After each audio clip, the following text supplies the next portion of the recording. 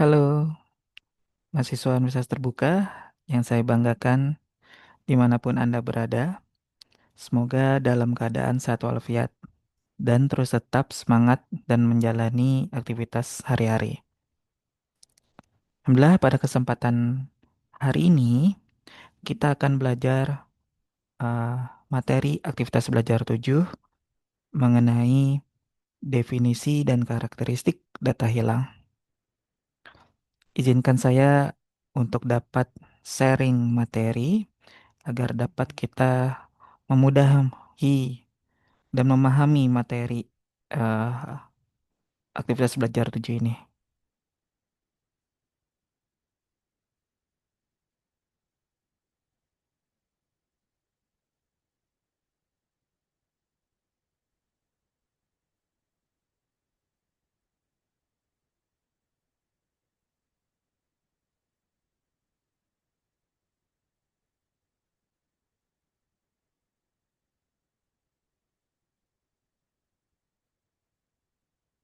Oke, baik, sudah muncul ya slide-nya.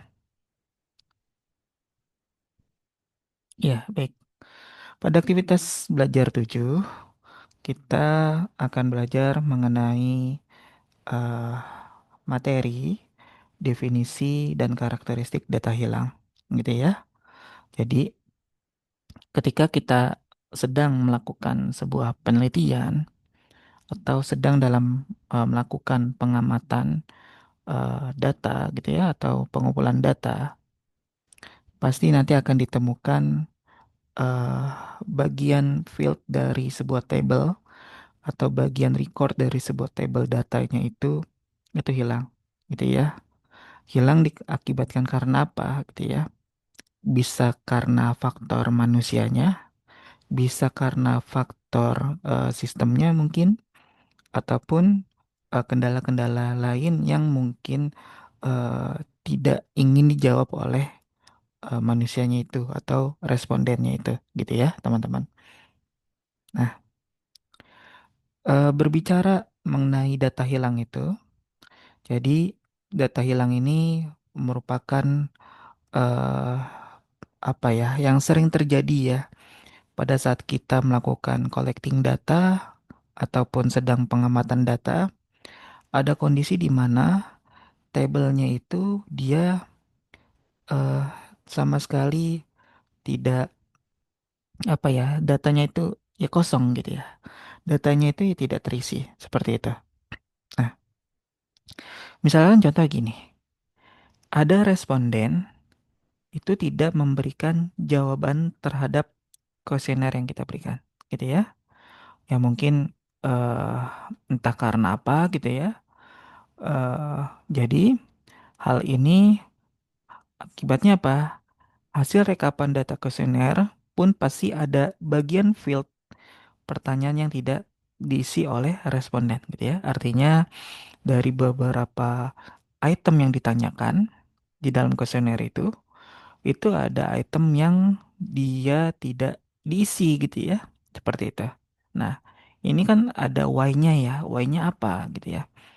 Ternyata responden tidak mengisi item kuesioner ini mungkin pertanyaannya itu mengandung unsur pertanyaan yang sensitif ya. Kemudian mungkin juga pertanyaan itu sifatnya adalah privasi bagi respondennya itu, sehingga tidak menjawab item kuesioner gitu ya. Ya misalnya ketika saya sedang menyebarkan angket kuesioner mengenai penelitian pendapatan rumah tangga gitu ya, ada beberapa responden yang mengisi nominal salary yang dia dapatkan. Ada juga responden yang tidak mau menginformasikan nilai salary yang dia dapatkan gitu ya. Ya, karena lagi-lagi itu sifatnya adalah privasi ya. Sifatnya privasi itu sifatnya sensitif seperti itu. Gitu ya. Jadi ya kita pun juga harus memaklumi gitu ya karena kita tidak bisa memaksa responden untuk menginformasikan apa yang kita inginkan seperti itu ya. Nah, Jadi dari case sebelumnya gitu ya, apakah ada konsekuensi bila data hilang atau kosong di dalam jawaban kuesioner dari responden gitu ya? Pastinya hasil dari analisisnya pun juga akan mempengaruhi gitu ya. Jadi hasil dari analisisnya pun ya mungkin tidak terlalu bagus hasilnya ya gitu ya. Karena apa? Karena ada field yang masih kosong seperti itu. Kemudian apa sih data hilang gitu ya? Data hilang ini kalau kita berbicara mengenai urutan data mining atau pengolahan di metode business intelligence gitu ya. Dia merupakan salah satu teknik di dalam data processing gitu ya. Seperti itu. Jadi datanya itu kita harus bersihkan terlebih dahulu dari data-data yang kotor. Artinya data-data yang menyimpang ya dari isinya gitu ya. Misalnya datanya itu ada outlier, artinya outlier itu yang menjadi eh, pembeda dari data yang lain gitu ya. Misalkan di tabel A gitu ya, isinya itu mengenai buah apel gitu ya. Tapi ada satu record ya, itu tabel ada satu record di dalam tabel A itu isinya adalah buah pepaya misalnya gitu ya. Padahal kita tahu di tabel A itu bicaranya adalah buah apel tadi gitu ya. Ternyata ada satu record yang dimana isinya itu adalah buah pepaya gitu ya. Nah, buah pepaya inilah yang akan menjadi outlier. Nah, ini kalau kita tidak dihilangkan di dalam data processing atau data itu kita bersihkan atau data cleaning gitu ya, itu tidak dibersihkan, maka ya itu akan mempengaruhi dari hasil analisisnya gitu ya, seperti itu. Nah, begitu juga dengan missing value atau data hilang. Jadi data hilang ini merupakan peristiwa tidak ada nilai data yang terekam atau tercatat dari aktivitas pengamatan, gitu ya. Nah, ini diakibatkan karena apa, gitu ya. Tadi saya di prolog sudah sampaikan, kalau data hilang atau missing value ini ada beberapa hal. Karena faktor manusianya, gitu ya. Karena faktor sistemnya, mungkin karena faktor ya manusianya juga yang mungkin salah mengisi atau tidak mau mengisi dan sebagainya, gitu ya. Nah, kalau lebih spesifiknya, data hilang ini diakibatkan karena apa sih, gitu ya. Yang pertama, responden enggan memberikan jawaban kuesioner, gitu ya. Jadi responden tidak mau nih memberikan jawaban kuesioner. Kenapa? Karena item pertanyaannya mungkin privasi gitu ya ke individunya dia, atau item pertanyaannya ini ada unsur sensitif bagi diri respondennya gitu kan. Nah, seperti itu. Kemudian yang kedua, responden lupa menjawab item pertanyaan kuesioner, dan ini saya sering menemukan di dalam riset penelitian saya saat kita menyebarkan angket kuesioner gitu ya, formulir wawancara gitu, ada beberapa item pertanyaan itu terlewati gitu ya. Ini akibatnya karena apa? Karena ya kita memberikan kuesioner ke responden itu dengan banyak pertanyaan gitu ya, yang mengakibatkan ya respondennya itu mungkin eh, apa ya namanya lupa untuk menjawab salah satu item pertanyaan itu gitu ya. Nah, kemudian yang ketiga, data hilang itu disebabkan karena apa? Karena adanya pengamatan rusak ya. Pengamatan rusak ini bisa akibat karena kesalahan merekam, kesalahan pengambilan data gitu ya. Atau ketika kita sudah merekam suatu data gitu ya. Misalnya apa namanya kasusnya adalah ketika kita melakukan penelitian secara kualitatif, metode kualitatif gitu ya. Artinya kita ingin mendengarkan pendapat dari responden secara langsung, ya kan? Itu kita rekam dengan alat recorder misalnya, gitu ya. Nah, alat rekamnya berfungsi dengan baik, gitu ya, sudah terekam. Tapi ketika file datanya di dalam memory cardnya itu dipindahkan ke laptop kita, kemudian mungkin ada terjadinya perbedaan konversi ya, konversi dari data atau konversi dari filenya itu yang akibatkan itu ya rekamannya itu tidak utuh gitu ya. Dan itu sering terjadi. Saya pun sering terjadi juga kepada diri saya gitu ya. Ketika kita ingin mengambil apa namanya data secara kualitatif, kita rekam gitu ya. Kemudian nanti kita apa convert ya, kita pindahkan filenya ke lokal host komputer kita gitu kan. Nah, itu akan terjadi apa namanya datanya itu tidak apa namanya tidak bisa dibuka, tidak bisa didengar dengan baik dan sebagainya gitu ya. Ataupun ketika misalnya si Budi misalnya sedang mengisi angket di Google Form gitu ya. Nah, ternyata internetnya Budi ini apa namanya tidak stabil gitu ya, yang akibatkan ada field di dalam Google Form itu tidak terisi gitu ya atau tidak tersimpan dengan baik gitu ya. Seperti itu. Ya walaupun apa namanya Google Form, Google Drive gitu ya, Google Sheet, Spread dan sebagainya itu sudah mendeklarasikan dia mampu untuk apa namanya menyimpan data ketika dalam kondisi internet yang tidak stabil gitu ya. Tapi kita tidak bisa berharap itu gitu ya, karena ketika kita melakukan penelitian, maka kondisinya semua tools yang kita gunakan itu kondisinya harus baik. Seperti itu ya, kayak gitu. Nah, yang keempat ya, data hilang itu bisa disebabkan karena apa? Karena kesalahan penelitinya gitu ya. Dan ini eh mungkin ya ketika kita melakukan riset, ya mungkin saya juga sebagai peneliti muda gitu ya di kampus saya, ya mau nggak mau saya harus belajar dari peneliti senior di kampus saya gitu ya. Bagaimana cara mengambil datanya, bagaimana cara berkomunikasi ke responden, bagaimana cara mengolah datanya, bagaimana cara menganalisis datanya gitu ya. Nah, jangan terjadi gitu ya. Ada rekan saya mungkin kita sama-sama peneliti muda juga gitu ya.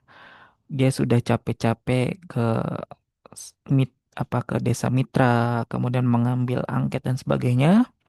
Ternyata angketnya itu tidak sesuai dengan apa yang dia teliti. Nah, itu hati-hati ya gitu ya. Jadi rekan-rekan teman-teman semua nanti pasti akan menghadapi yang namanya skripsi gitu ya.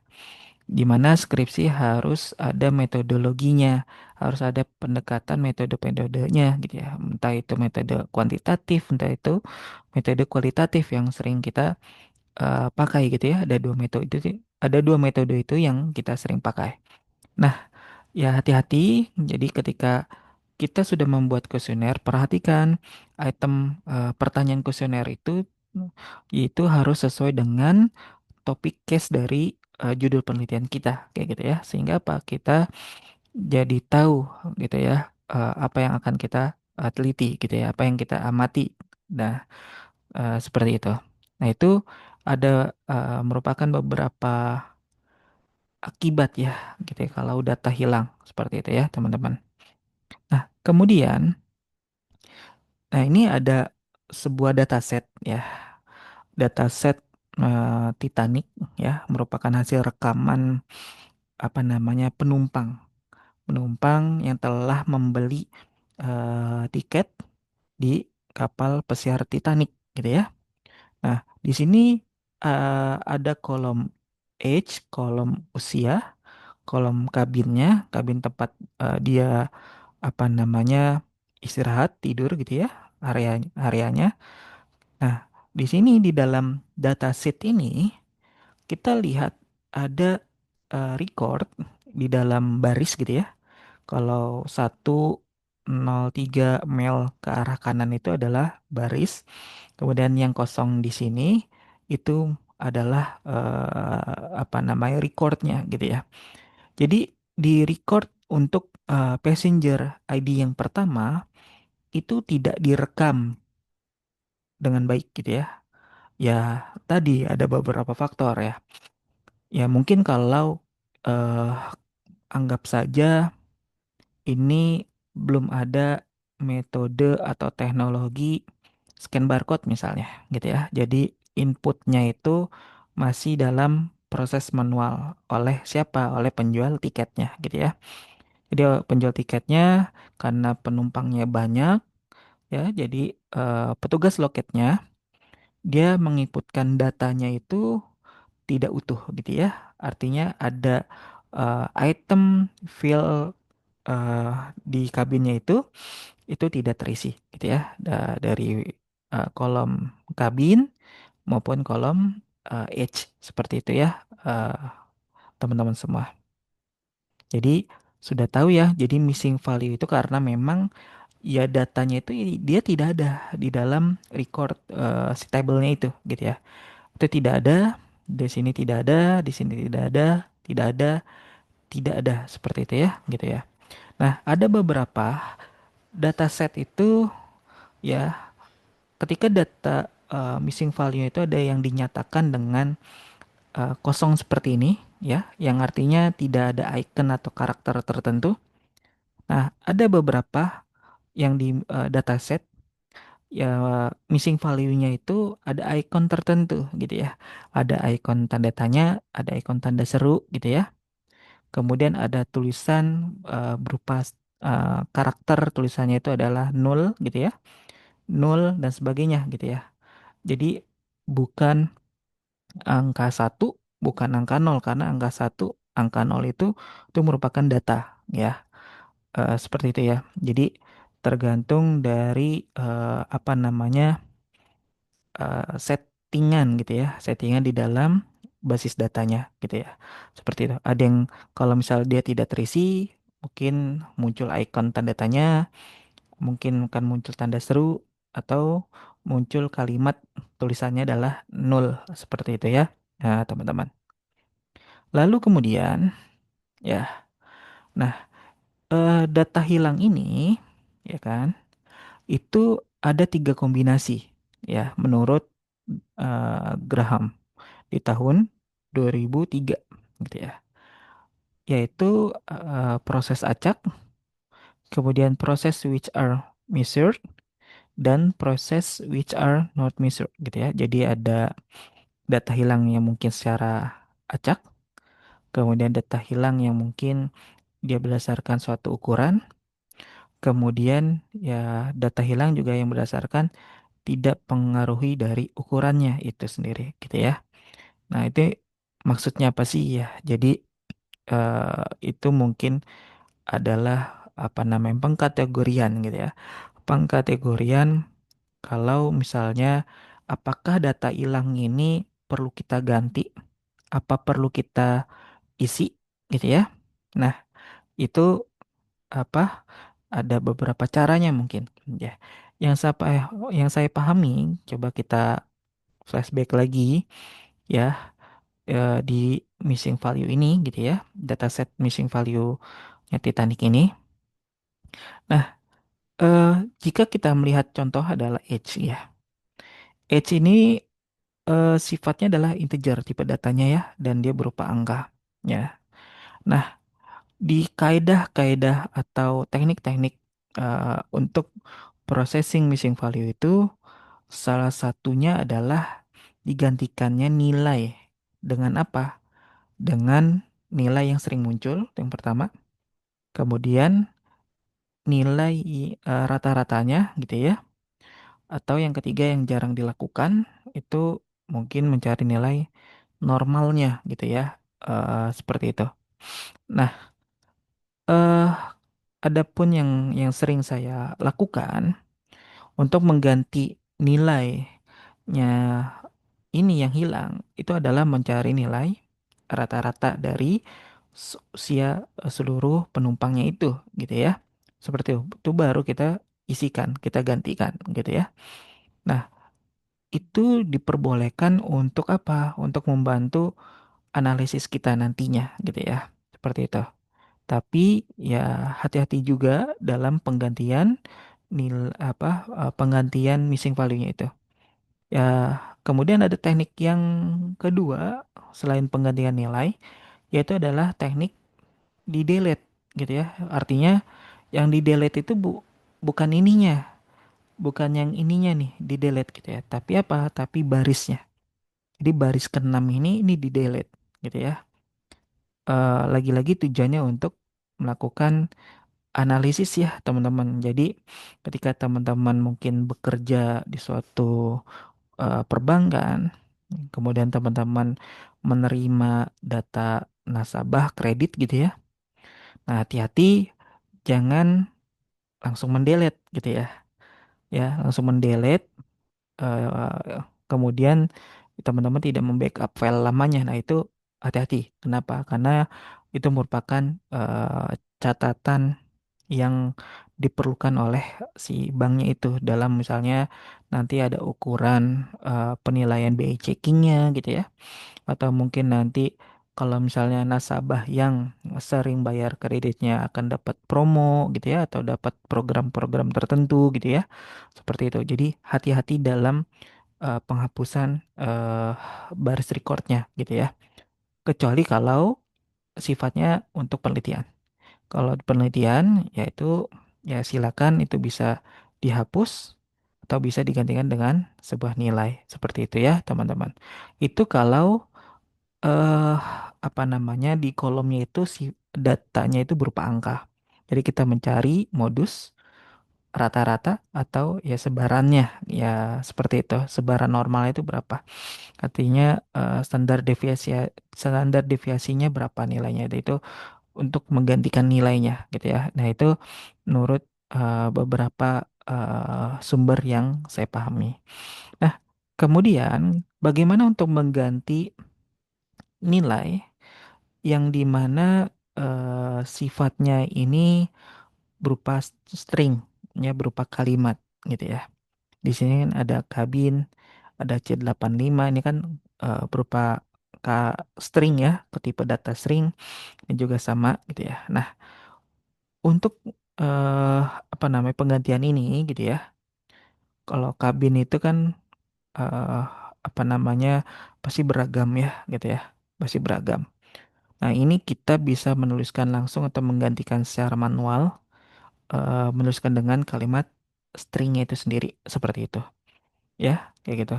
Nah, kalau di embarked ini ada yang kosong, ini kan berupa tipe data char ya, merupakan satu karakter saja. Maka dicari modus atau frekuensi yang sering muncul. Kalau dilihat di sini kan S itu lebih banyak dibandingin dengan C sama Q ya. Maka S inilah yang akan mengisi nantinya kalau ada record yang kosong seperti itu. Itu beberapa teknik dalam apa namanya mengganti missing value. Nah, kita balik lagi ke tadi kombinasi dari data hilang atau data missing value itu gitu ya. eh Menurut Rubin di penelitian 1976, mekanisme data hilang itu ada tiga gitu ya. Ada missing completely at random atau MCAR, di mana MCAR ini merupakan peristiwa yang menyebabkan hilang nilai data tertentu dan dia tidak tergantung pada variabel yang diamati dan tidak dapat diamati gitu ya. Artinya MCAR ini misalnya ada field yang hilang ya di dalam data responden kita. Nah, itu tidak tergantung gitu ya. Gitu ya. Itu tidak tergantung. Kenapa? Karena ya tadi karena prosesnya ini adalah secara acak gitu kan ya. Nah, kemudian ada missing at random atau MAR. Yang atas itu MCAR, bawah MAR. Ini data hilang itu tergantung dari nilai yang diketahui. Jadi, kalau yang atas dia tidak bergantung dengan variabel yang lainnya yang kita sedang amati. Kalau MAR ini dia sangat bergantung dengan variabel yang kita amati, gitu ya, seperti itu. Kemudian yang ketiga, itu ada missing not at random atau MNAR. Itu merupakan data hilang atau missing value yang disebabkan oleh kejadian atau materi yang tidak diukur gitu ya. Nah, ini merupakan suatu peristiwa yang mungkin ya kita tidak melakukan pengukuran atau apa gitu ya. Nah, nanti di slide selanjutnya akan dijelaskan secara rinci, kemudian ada secara case-nya atau contohnya seperti itu. Nah, eh ya ini kita apa ya, melakukan identifikasi terkait tiga kombinasi data hilang tadi gitu ya. Untuk MCAR itu tadi ya merupakan missing completely at random. Missing completely at random. Kalau ini adalah missing at random, missing not at random gitu ya, seperti itu. Nah, MCAR missing completely itu analisis dapat dilakukan meskipun data hilang tidak ditangani gitu ya. Jadi kalau di dalam tabelnya itu masih ada record yang hilang, ya sudah kita tidak perlu untuk mengganti nilai yang data hilang itu. Kita tidak perlu menghapus data yang hilang itu, gitu ya. Kita langsung aja untuk melakukan tahap selanjutnya, yaitu adalah proses datanya itu, gitu ya. Seperti itu. Nah, jadi MCAR itu dia data hilang itu tidak ada apa ya, tidak tergantung dari variabel lainnya, kemudian tidak perlu diganti gitu ya atau tidak perlu ditangani. Nah, MCAR ini jarang sekali ditemui ya di dalam sebuah pengamatan gitu ya. Dan ini jarang sekali. Kemudian untuk MAR, missing at random, itu data pengamatan yang terdapat data hilang atau missing value akan bias jika langsung dilakukan analisis gitu ya.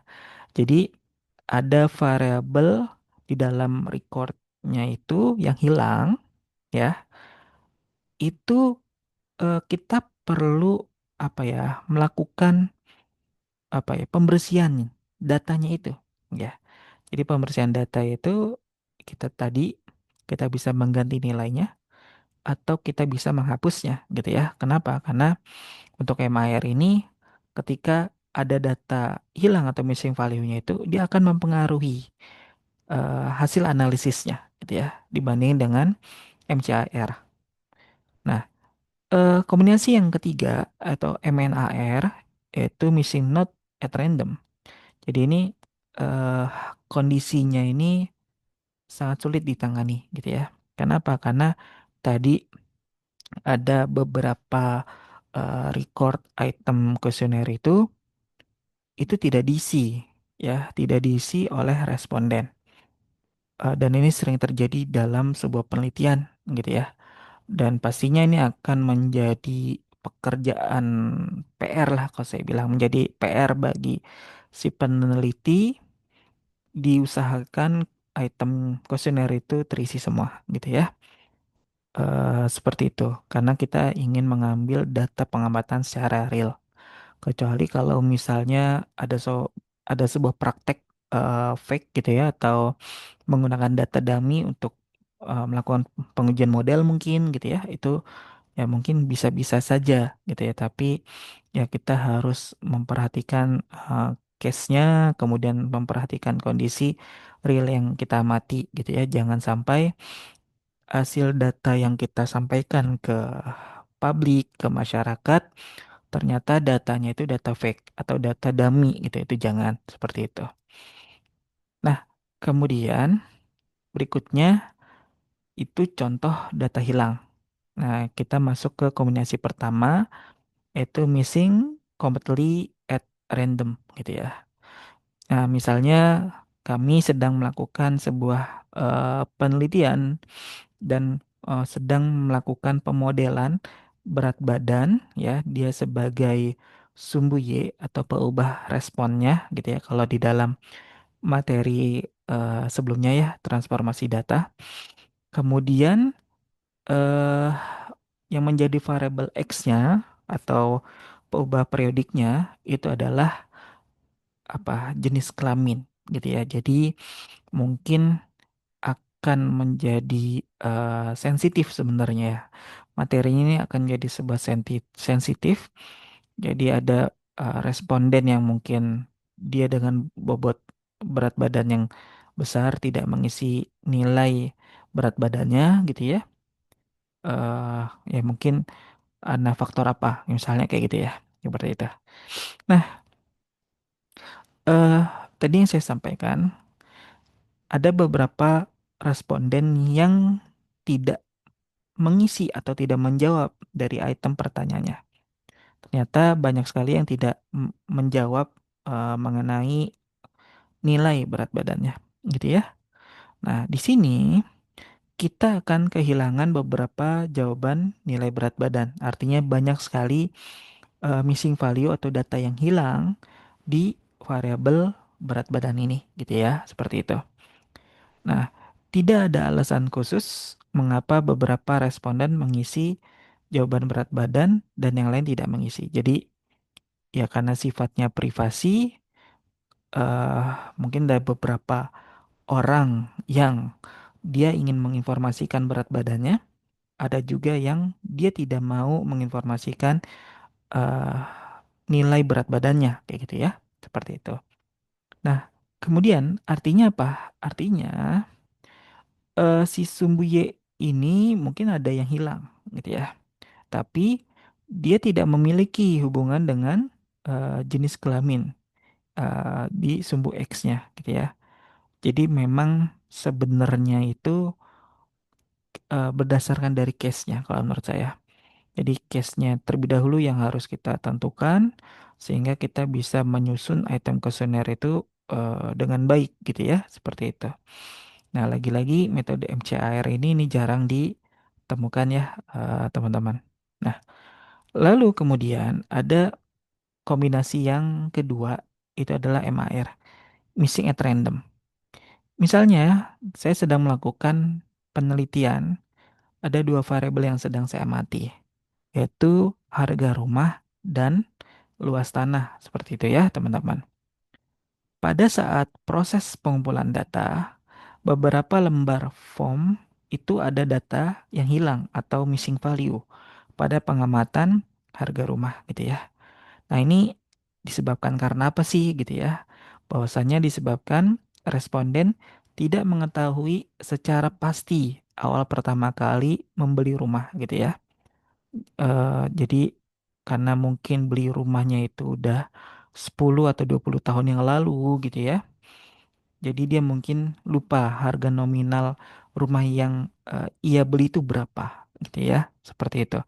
Maka mau nggak mau kan dia harus membuka dokumen eh, akte jual beli rumahnya itu gitu ya.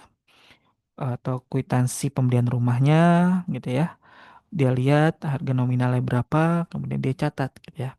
Tapi kan itu memakan waktu dalam pengisian kuesioner gitu ya. Hal itu sih sebenarnya bagus karena kita mengharapkan untuk variabel harga rumahnya itu eh, terisi gitu ya. Kita harapkan seperti itu. Itu bagus sebenarnya, tapi kondisi yang sebaliknya itu akan memakan waktu ya dalam pengisian harga rumahnya itu ya. Nah, kalau kita amati selanjutnya ya, variabel harga rumah ini kan menjadi sebuah fungsi ya, menjadi sebuah bagian dari apa? Dari variabel luas tanah gitu ya, seperti itu. Jadi kita tahu luas tanah, misalnya luas tanah di daerah Tajur Halang, Bogor misalnya, gitu ya. Anggap aja 10 tahun yang lalu adalah 100 juta untuk 100 meter persegi misalnya ya, 100 juta untuk 100 meter persegi. Nah, dari situ kan kita bisa apa ya, mengkira-kira gitu ya, menduga-duga harga rumah di lokasi si area di Desa Tajuralang Bogor itu ya ya berapa sih gitu ya, luas tanah 100 meter persegi. Nah, diperkirakan ya harganya pun kira-kira sekitar 100 sampai 200 juta misalnya gitu ya. Dan itu harga rumah di tahun ya 10 tahun yang lalu misalkan gitu ya, seperti itu. Jadi dengan aspek praduga gitu ya. Aspek duga-duga dalam penentuan harga rumahnya itu gitu ya. Nah, itu kalau data variabel harga rumahnya ini apa ya, tidak terisi gitu ya, ada banyak yang tidak terisi, itu sebenarnya akan apa yang namanya membiaskan. Artinya membuat hasil analisis kita itu tidak sesuai ekspektasi kita gitu ya. Seperti itu. Ekspektasi kita kan hasil dari pengamatannya ini ya bagus misalnya. Tapi karena ada data missing value yang diakibatkan keterhubungan si variabel yang X dengan si variabel Y, nah itu akan mempengaruhi dari hasil analisisnya. Nah, kemudian kombinasi ketiga itu adalah MNAR. Misalnya saya sedang melakukan penelitian mengenai kondisi tubuh seseorang gitu ya. Ada yang kondisi berat badan, maaf ya. Kondisi berat badan seseorang. Ada yang berat badan dengan kategorinya itu orang gemuk, ada juga berat badan kategorinya itu orang kurus. Ya kita tahu ya perbedaannya gitu ya secara fisik. Posturnya, kemudian nilai berat badannya gitu ya, itu akan terlihat gitu ya. Nah, ketika saat menyebarkan kuesioner, kemudian ada beberapa responden yang tidak mengisinya, yang karena mungkin dia tidak ingin diungkapkan berat badannya karena sensitif gitu ya. Nah, ini peluang hilangnya data pengamatan pada variabel berat badan itu sangat bergantung pada variabel yang tidak teramati gitu ya. Jadi variabel berat badan ini sangat bergantung pada nilai variabel yang tidak teramati. Mungkin ada variabel-variabel lainnya gitu ya dibandingkan dengan variabel berat badan seperti itu ya, rekan-rekan semua. Nah, kemudian eh apa namanya, akan muncul beberapa masalah saat data set kita masih ada data hilang atau missing value-nya gitu ya. Yang pertama akan mengurangi kekuatan statistik. Ya, artinya ini akan mempengaruhi hasil dari analisis yang kita lakukan dengan metode statistik deskriptif gitu ya, misalnya gitu ya. Kemudian akan meningkatkan galat balu atau standar error yang tinggi ya. Jadi agak ketimpang hasilnya seperti itu. Kemudian yang berikutnya akan menyebabkan bias saat melakukan estimasi parameter. Kemudian berikutnya mengurangi keterwakilan sampel ya, karena mungkin di dalam record table-nya itu data missing value-nya banyak ya teman-teman. Jadi untuk memenuhi angka sampel pun itu tidak mencukupi karena missing value-nya itu sangat banyak. Kemudian yang berikutnya dia akan mempersulitkan analisis penelitian. Ya karena hasilnya saja error gitu ya, maka hasil analisis penelitian pun juga tidak sesuai dengan ekspektasi yang kita inginkan, yang kita tuju seperti itu ya, teman-teman. Kemudian untuk metode terbaik menangani data missing value yaitu mencegahnya dengan perencanaan yang baik pada saat pengambilan dan pengumpulan data secara hati-hati gitu ya. Ini kan yang kita harapkan. Memang agak susah praktiknya di lapangan. Ada beberapa responden yang menjawab dengan cepat, ada beberapa responden yang harus kita terangi terlebih dahulu. Ada beberapa responden yang menjawab secara item pertanyaannya dijawab semua. Ada responden yang tidak menjawab. Ada responden yang menjawabnya itu tidak sesuai dengan pribadinya dia gitu ya. Gitu ya. Misalnya secara apa ya, secara looking face-nya atau kemudian cara dia berpakaian, kemudian cara dia berkendara gitu ya. Itu kategorinya mewah misalnya. Tapi ketika datanya itu kita perhatikan, misalnya hasil dari eh, kuesioner yang dia berikan kepada kita gitu ya, ternyata ya datanya itu tidak sesuai dengan apa realitanya dia gitu ya. Nah, mungkin si Fulan ini dia mencoba menutupi gitu ya terkait dirinya gitu ya. Nah, seperti itu ya. Nah, itu bagaimana ya, mau nggak mau itu menjadi apa namanya ukuran yang harus kita nilai juga gitu ya, sesuai dengan apa yang dia isi di dalam kuesionernya gitu ya. Kita tidak bisa memaksa untuk eh, menjawab dengan jujur gitu ya, walaupun di kuesioner responden kita tuliskan mohon responden untuk menjawab item pertanyaan dengan sejujurnya gitu ya. Seperti itu ada kalimat mention seperti itu, tapi lagi-lagi karena privasi, karena sensitif, dia datanya tidak mau diberikan oleh ke orang lain gitu ya. Nah, itu haknya haknya si responden.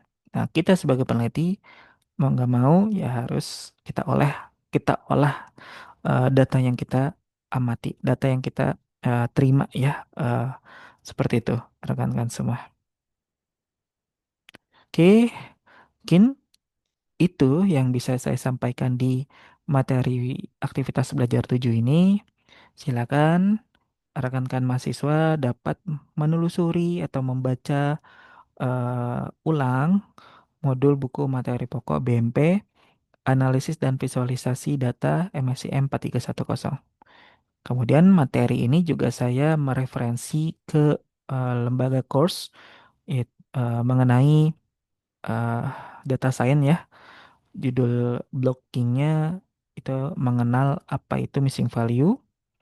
Kemudian saya juga eh, mereference materi dari Muhammad Deva Randri, ya, beliau merupakan data scientist gitu ya, yang ia tulis di dalam eh, blog Mediumnya mengenai tipe data hilang dan strategi mengatasi data hilang gitu ya. Silakan Anda baca slide materi yang saya sampaikan ini, kemudian baca juga referensi yang saya bacakan, yang saya lampirkan ini, sehingga Anda teman-teman mahasiswa dapat memperkaya ilmu gitu ya, ya, dan jika bisa dipraktekkan dalam aktivitas harinya gitu ya. Mungkin itu saja yang bisa saya sampaikan pada aktivitas belajar 7 ini. Jika ada yang ingin ditanyakan, silakan dapat menghubungi ke email saya gitu ya, teman-teman yang tertera di slide ini. Saya ulang lagi, jika ada materi yang tidak dimengerti eh, selama pembelajaran kita di aktivitas belajar 7 ini, silakan Anda untuk bertanya ke email saya seperti itu. Ya, sekian dari saya. Terus tetap semangat dalam belajarnya. Terima kasih. Assalamualaikum warahmatullahi wabarakatuh.